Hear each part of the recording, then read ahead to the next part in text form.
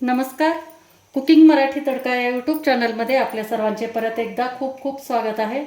आज मी परत एकदा एक नवीन छान अशी रेसिपी जे की जुनी आहे आजीच्या पद्धतीची ते आपण करणार आहे, ज्याला की गोळ्याची आमटी म्हणतात आमच्या मराठवाड्यामध्ये. तर त्यासाठी आपण ही आमटी कशी बनवायची ती बघू. एकदम मस्त झणझणीत आणि एकदम सोप्या पद्धतीची आहे. तर व्हिडिओ कुठेही स्किप करू नका, शेवटपर्यंत बघा. आणि चॅनलला आणखी सबस्क्राईब केलेलं नसेल तर सबस्क्राईब करा. तर त्यासाठी आपण सगळ्यात अगोदर थोडंसं तेल टाकून घेतले आणि नंतर थोडीशी एकदम अर्धा टेबलस्पून आपण उडदाची डाळ घेतलेली आहे. ती आपण याच्यामध्ये थोडीशी अशी फ्राय करून घ्यायची. यानंतर आपण याच्यामध्ये टाकून घेऊ एक मध्यम आकाराचा कांदा, असा उभा कट करून घेतलेला आहे, तो टाकून घेऊ. त्याला पण आपल्याला 2 मिनिट परतून घ्यायचं. डाळ चांगली खरपूस भाजली की नंतर आपल्याला कांदा टाकायचा आणि ह्याला पण आपल्याला या तेलावरतीच परतून घ्यायचं.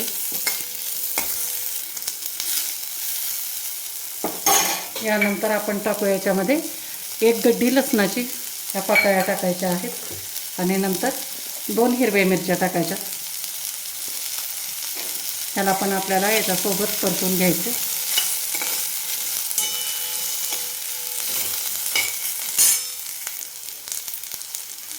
नंतर टाकू आपण कोथिंबीर याच्यामध्ये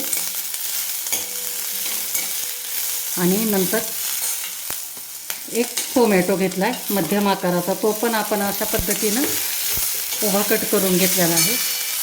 त्याला पण आपल्याला चांगलं नरम होऊ द्यायचं, तोपर्यंत परतून घ्यायचं.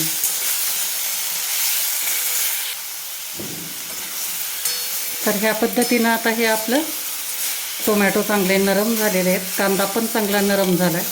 तर आता गॅस बंद करून द्यायचा आहे आणि ह्याला मी एका प्लेटमध्ये काढून घेते थंड होण्यासाठी. थंड झाल्यानंतर आपल्याला ह्याला वाटायचं आहे. यानंतर आपण आता जे आपल्याला गोळ्याची आमटी करायची त्याचं आपल्याला पीठ भिजवून घ्यायचं आहे. तर हे आपण 1 पूर्ण वाटी भरून आपण हे एक पीठ घेतलेलं आहे. तर या पिठामध्ये आपल्याला टाकायचं आहे लाल तिखट. हे लाल तिखट जे आमचं कुकिंग मराठी तडकाचं खास घरी बनवलेलं ताजं तिखट आहे. मसाले ऑर्डर करण्यासाठी खाली स्क्रीनवरती दिलेल्या नंबरवर तुम्ही ऑर्डर करू शकता. बघा आमच्या मसाल्यांची चव एकदा. मसाले एकदम घरपोच भेटतात आणि डिस्क्रिप्शनमध्ये पण दिलेली आहे मी पूर्ण माहिती. तर आता आपण लाल तिखट टाकले, नंतर हळद टाकली, हे धने पावडर टाकलेलं आहे आणि थोडंसं आपल्याला चवीपुरतं याच्यामध्ये मीठ टाकायचं आहे आणि थोडीशी कोथिंबीर टाकायची. तर आता हे सगळं आपल्याला छान असं मिक्स करायचं आहे आणि याच्यामध्ये थोडंसं तेल टाकणार आहे मी.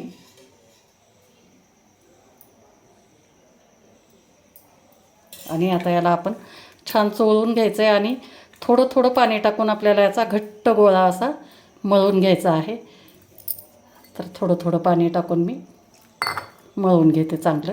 जे आपण चपातीला भाकरीला वगैरे जसं पीठ करतो ना, त्या पद्धतीनं आपल्याला हे घट्ट मळून घ्यायचं आहे. हे अशा पद्धतीनं आपण पूर्ण असा छान असा गोळा असा घट्ट बनवून घ्यायचा. आता आपण ह्या गोळ्याच्या आमटीचा आपण जे रस्सा बनवणार आहे त्याला फोडणी देऊन घेऊ. तर आपण इथं 2 ते 2.5 चमचे तेल टाकून घ्यायचे. तेल छान एकदम कडकडीत गरम होऊ द्यायचं. तेल चांगलं गरम झालं की लगेच आपण याच्यामध्ये मोहरी टाकून घेऊ. मोहरी छान तडतडू द्यायची, एकदम असा तडतड तडतड आवाज आला पाहिजे त्याचा.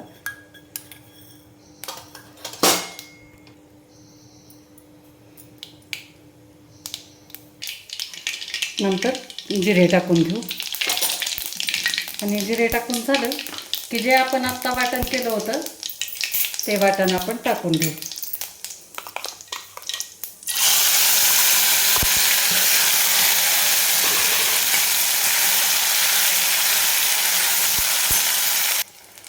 आता याच्यामध्ये काय आपण पावडर मसाले टाकणार आहे.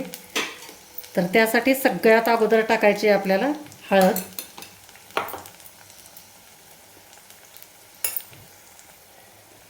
नंतर टाकू लाल तिखट जे आम्ही घरी बनवलेलं आहे.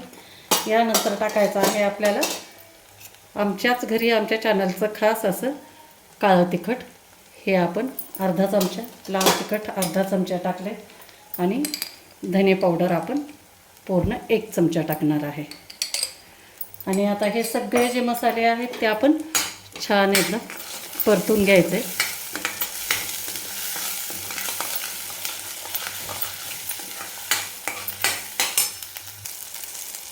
आणि चांगलं परतून घेतल्यानंतर आपल्याला 5 ते 7 मिनिट आपल्याला या मसाल्याला आपल्याला चांगलं शिजू द्यायचं आहे.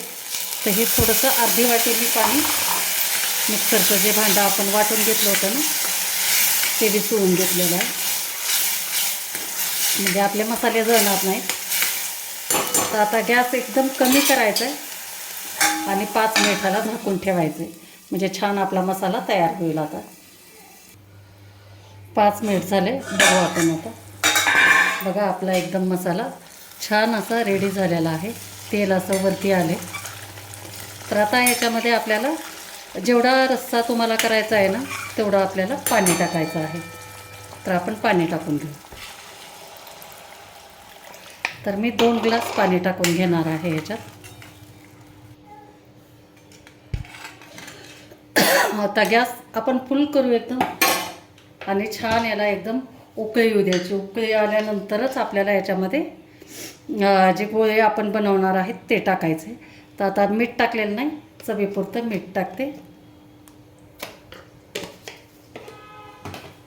आणि आता आपल्याला ह्याला उकळीपर्यंत हे गोळे बनवून घ्यायचं. हे थोडंसं आपण पीठ घ्यायचं आणि हे असं करून घ्यायचं आहे हातावर वळून आणि थोडासा तेलाचा हात लावायचा आहे. आणि हे असे थोडे थोडे तोडून ना हे असे तोडायचे, असे थोडे चपटे करायचे आणि नंतर आपल्याला ह्याला उकळी आल्यानंतर टाकायचं आहे. तर हे मी करून घेते हे अशा पद्धतीनं. तर ही आता उकळी आलेली आहे.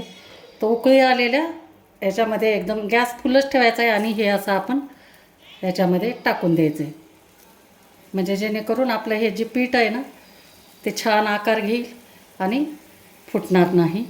तर अशाच पद्धतीनं आता आपण हे सगळे आता टाकून घेणार आहे. थोडे थोडे थोडे थोडे करून टाकायचं. 2-3 बॅचमध्ये आपण टाकून घेऊ.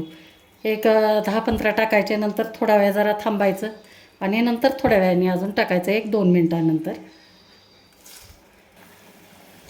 आता हे 2 मिनिट झालं की हे असं पहिलं जे टाकलेलं आहे ते असं हलवून घ्यायचं, म्हणजे तो आकार घेतं.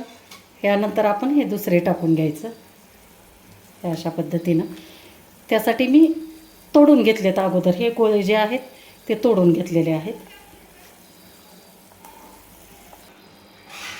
तर हे अशा पद्धतीनं आपण सगळे हे गोळेमध्ये टाकून दिलेले आहेत आणि छान ह्यानं आता आकार पण घेतलेला आहे बघा. तर आपल्याला आता ह्याला काय करायचं आहे, शिजू द्यायचं आहे. तर त्यासाठी आपण गॅस एकदम मंद करायचं आणि 5 ते 7 मिनिट छान झाकून शिजू द्यायचं. नंतर आपण ताट करून दाखवते. तर 5 मिनिट झाले, बघू आपण. बघा किती छान एकदम उकडून निघालेलं आहे आपले ही गोळ्याची आमटी आणि छान असा कट पण आलेला आहे. तर आता गॅस बंद करायचा आणि मस्तपैकी गरम गरम भाकरी चपाती यासोबत तुम्ही खाऊ शकता. कोथिंबीर टाकून घेऊ.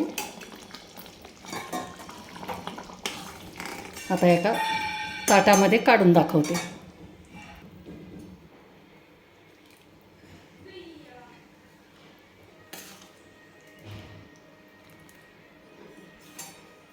तुमच्याकडे कशा पद्धतीनं बनवतात ही गोळ्याची आमटी ते नक्की मला कमेंटमध्ये सांगा आणि काय म्हणतात ते पण सांगा. तर मंडळी, हे झाली आमची खास मराठवाड्याची झणझणीत अशी गोळ्याची आमटी. कशी वाटली तुम्हाला माझी ही रेसिपी नक्की मला कमेंट करून सांगा. आणि व्हिडिओ आवडला असेल तर लाईक करा, शेअर करा आणि आणखी जर चॅनलला सबस्क्राईब केलेलं नसेल तर प्लीज सबस्क्राईब करा. भेटूया पुढच्या व्हिडिओमध्ये. तोपर्यंत धन्यवाद.